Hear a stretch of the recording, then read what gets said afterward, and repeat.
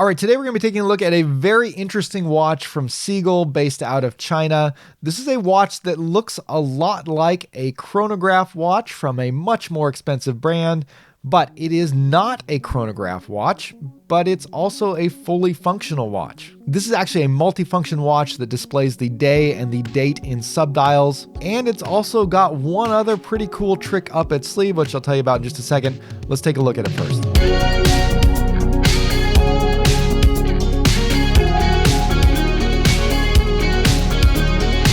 Hey guys, welcome back to Just the Watch. My name's Dave. I live in Japan and I love to collect affordable watches.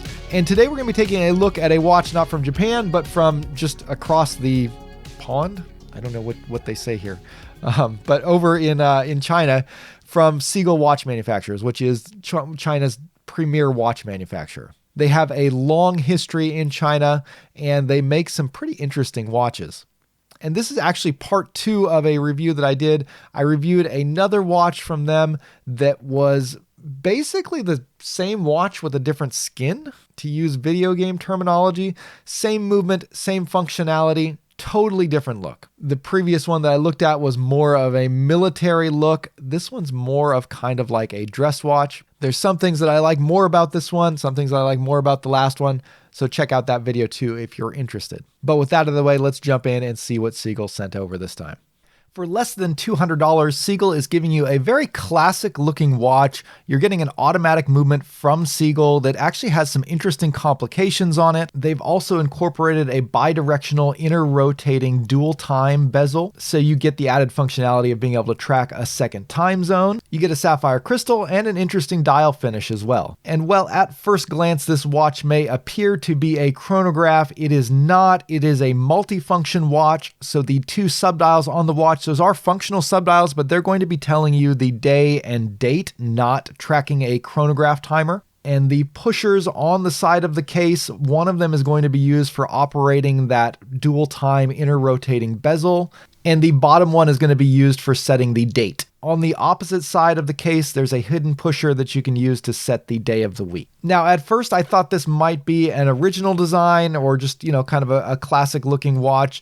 But after doing a little bit of research online, I did find a Longines Master Collection chronograph that this appears to be an homage to, with, again, the obvious difference being that Longines is a chronograph and this is not. This is a multifunction. So just like the previous Seagull that I reviewed, this one's going to give you the look and the kind of complication and the feel of a chronograph watch, but it's not going to give you the functionality of being able to time things with high degrees of accuracy like you would get with a chronograph. Instead, they're going to give you a day and date complication and then that additional 12-hour bezel so that you can track its second time zone. So while it's cool that the subdials and the pushers are all fully functional, they don't map to a chronograph like they would appear to. And I'm 100% okay with that. I think that these are great complications. I think it's a great look.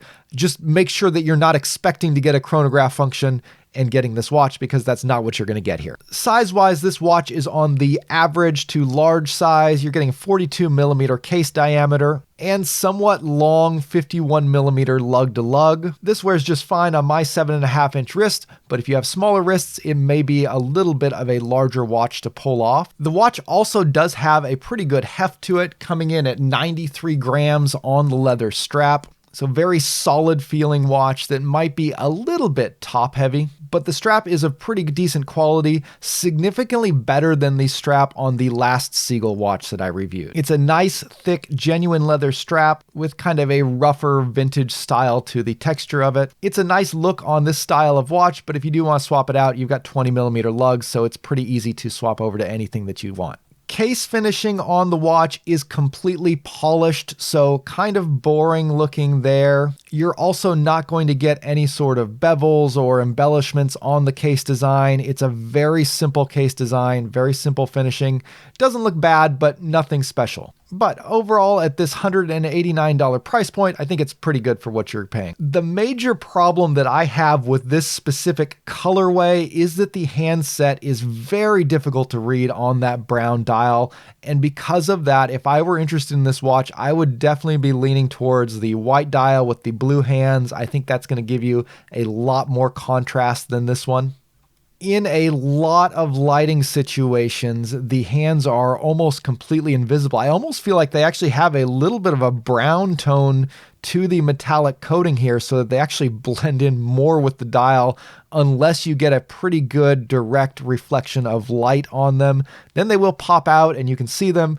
But in most lighting situations, they really blend into the dial, which is unfortunate. It makes it very difficult to read this one. I kind of hoped that it would be easier. I thought the brown color of the dial and the texture was something cool. I don't have a lot of brown dial watches, so that's why I asked for that one.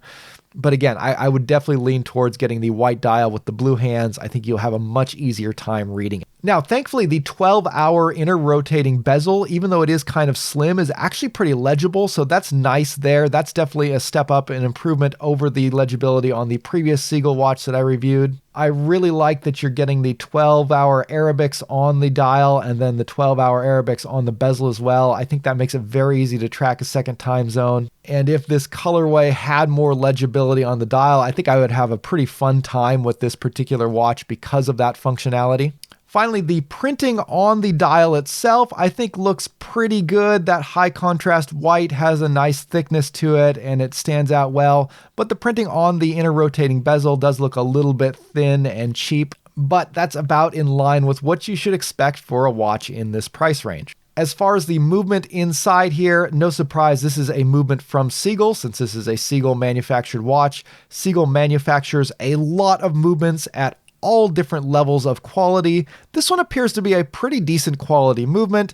I was getting around plus 7 seconds per day on my accuracy testing on it. The feature set of this movement is very standard, very similar to what you would get from something like a Seiko NH35, getting the 21,600 beats per hour, 6 ticks per second beat rate, getting roughly a 40-hour power reserve, hacking, and hand winding.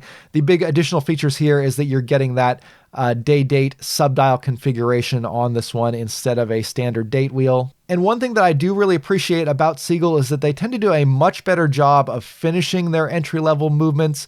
They're much prettier movements to look at than something like a Seiko NH35 or your basic Miyota 8000 series movements. And I think particularly on a budget automatic watch like this, people are going to buy these. They're going to want to see the movement inside of it. So it's really nice to have a nicely decorated movement for the price range. The big question, of course, is going to be long-term reliability. I would still definitely give that to something like Seiko or Miyota. If you want a movement that has been proven, it has a much more solid track record, I would definitely go with that. Again, Seagull has a pretty wide range when it comes to the quality level of their movements. Some of their higher end movements will easily compete with high end Swiss movements, but a lot of their cheaper ones are found in much cheaper watches that are not going to be as reliable as a Japanese movement. And unfortunately, I'm not an expert in Seagull watch movements, so I don't know exactly how long this particular one is going to last. But again, just judging by the little bit that I've had in here, it appears to be pretty good quality, and it hasn't given me any problems so far.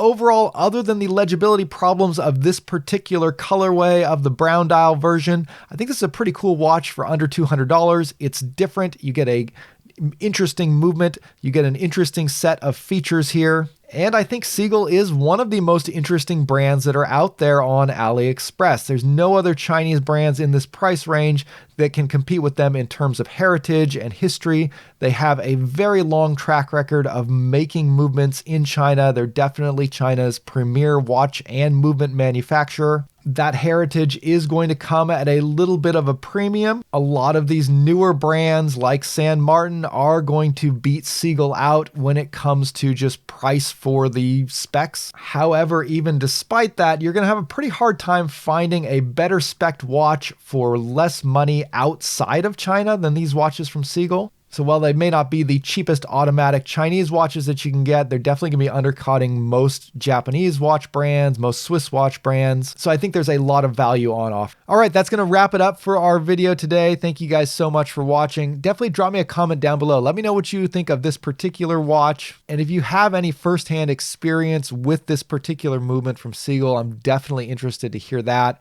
how long it's lasted for you, how you found the performance to be. That's always for me the biggest kind of question mark when it comes to seagull movements. And that's largely just because I don't have as much experience with them as I do with things like the NH35 or Miyota's 9000 series or 8000 series movements there. Anyways, that will wrap it up for today. Thank you guys so much for watching. I'll see you next time. Bye.